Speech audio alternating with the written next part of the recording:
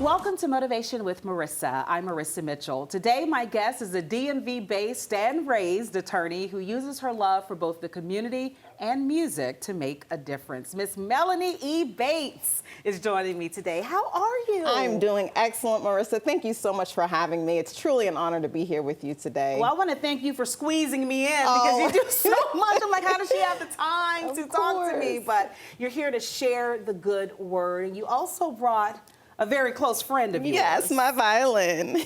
Talk about your love for music and how it all began. Sure. So I started playing in 4th grade. I grew up in Fairfax County, as you mentioned, in the area.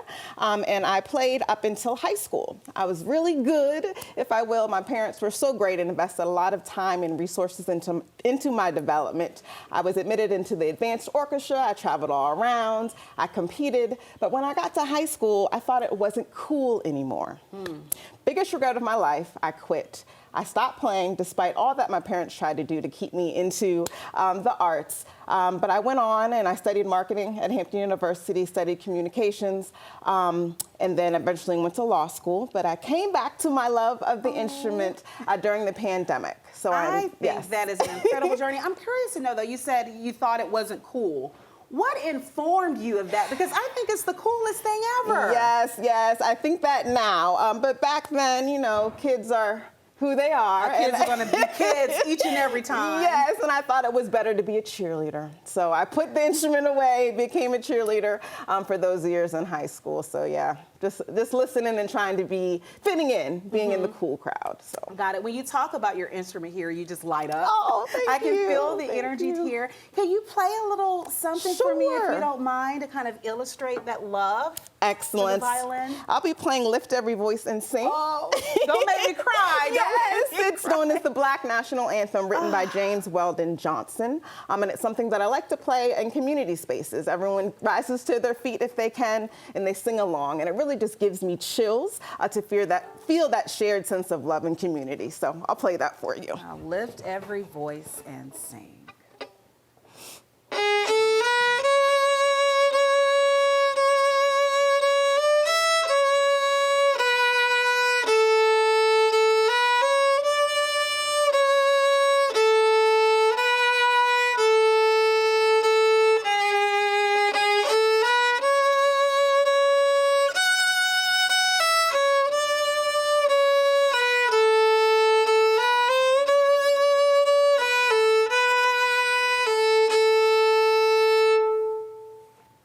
The small snippet for you. Oh, it's beautiful. Thank Lift you. every voice and sing till earth and heaven ring. And that song, Melanie, I was sitting here thinking about the song, and the meaning has helped people really make it over when it comes to life challenges. And it's easy to look at someone like you and go, she has everything. She hasn't been through anything. Yeah. That's not the case, because even though you're an attorney now and you work to help those formerly incarcerated, you found yourself behind bars at a young age. Marissa, that was hard for me to even hear you say. So yes, in college, I had a personal experience with law enforcement. I was wrongfully arrested, wrong place, wrong time type of situation. It was dismissed, so it's not on my record anymore, but it really showed me another side of life that over 2 million people are experiencing each and every day here in America. And growing up in Fairfax County, feeling like I was sheltered, if it could happen to me, it can happen to anyone.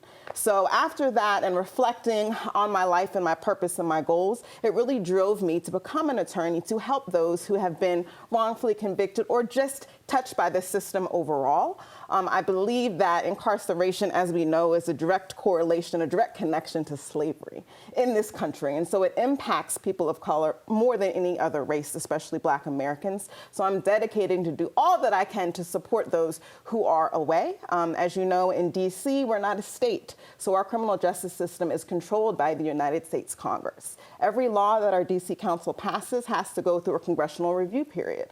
And on top of all of that, once our residents are sentenced to a felony, they're sent to the Federal Bureau of Prisons. So once they leave the city, we no longer have a way to keep that direct connection.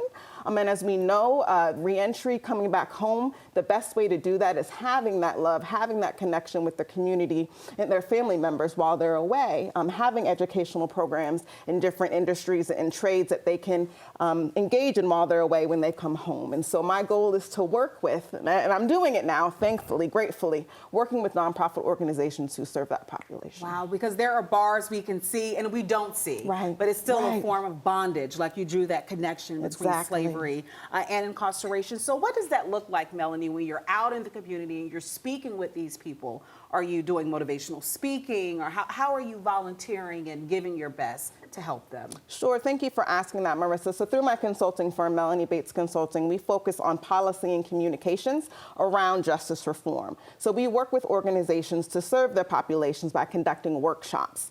We've worked with Speakers Bureau, client advocacy committees. I've used my experience from working at the DC Council to help residents share their story.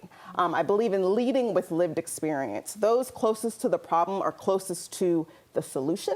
And as Thomas Jefferson once said, the government closest to the people serves the people best. And we're lucky here in DC to have a council, to have a mayor's office who has the open door policy, where we can schedule meetings with them. We can go down to City Hall, the Wilson Building, and testify, meet with our members, and share our story about what we think needs to happen in order to prevent this from being an ongoing crisis. So providing clients with tools about public speaking, about knowing that they are the expert, instilling that sense of confidence and pride that no matter what you went through, you're here now. And those who are willing to share their story feel that, and they want to go out and make a difference. And also changing the mindset of everybody else, because I think we're so quick to judge. Right, and not give people a second chance. Exactly. That has to change. It does. Yeah. What are some of the stories that, when you think about the people you've helped and you've spoken to, is there one in particular that really hits home for you? One person, one story? Recently, I mentioned a client advocacy committee. So working with residents to be able to share their story, to advocate on behalf of their community and then the organization. So the organization, I'm speaking of, is Community Family Life Services, and they're dedicated to serving men and women who've been touched by domestic violence, incarceration, and homelessness. And as we were going through the program, I told them that the ultimate goal is to acquire speaking engagements where you can be paid as a speaker to share your story. There's something called honorariums. And the person I'm speaking of just lit up. She had no idea that she could be in a position to be paid to speak, to share her story.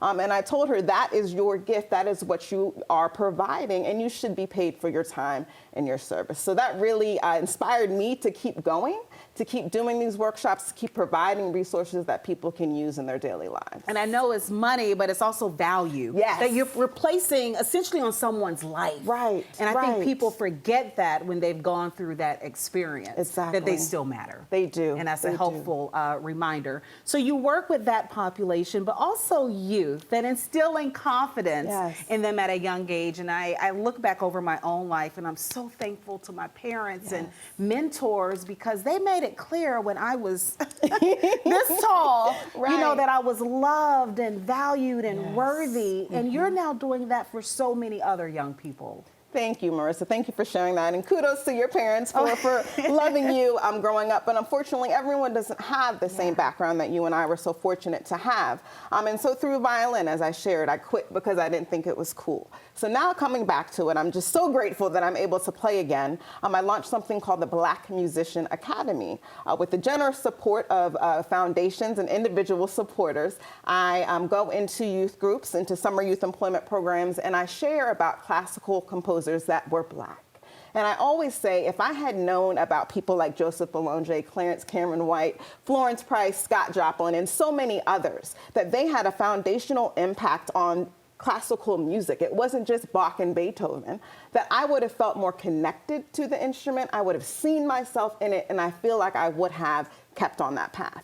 So I am dedicated to teaching our youth and the community at large that Blacks had a part of classical music, and it's cool. It can be okay. It doesn't always have to be hip hop and R&B. We can listen to things like Lift Every Voice and Sing and other genres that Blacks were involved in, and it's okay and it's cool, and keep going. So that is my goal in giving back to the youth. We are multidimensional in every way. I mean, you're living proof of that. I'm thinking an attorney, a violinist, a motivational speaker. Thank you. What can't she do? Oh. And so in looking in all that you do, I want to bring us a full circle here.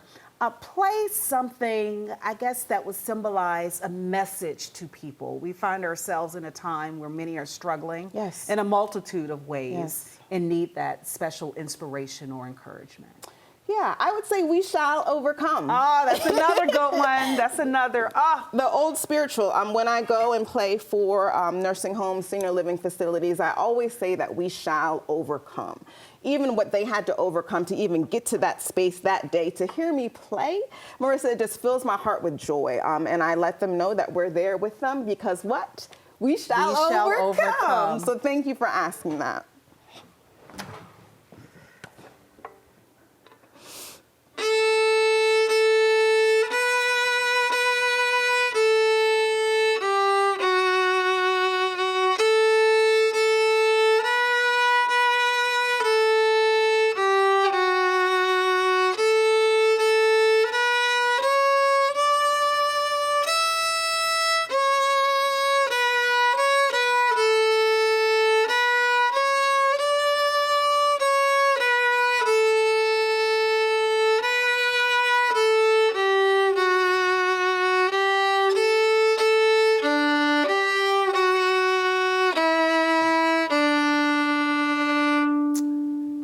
Deep in my heart, I still believe we shall overcome someday. I knew better than to start singing. I wanted to, but I did a silent hum for you over here, Melanie. That was beautiful. Thank you. Finally, what else do you have going on? How can all of us help you help others? Thank you for asking that. I would say just follow me online at Melanie the Violinist. If there's any opportunities to perform for nonprofit organizations here in the city or beyond, I'd be honored to do so. So thank you. Thank you for having me. Thank you for all that you do, Marissa, to uplift the community, especially Black women, watching you shine, watching you on the red carpet, watching you give keynote remarks. It really does a lot to keep us moving forward. As you said, the times are hard, but women like you keep us going. So thank you so much for all that you do. Oh, Melanie, thank you. You want me to cry right at the end, don't you? I appreciate your time. Thank you for having me. Thanks for coming. All right.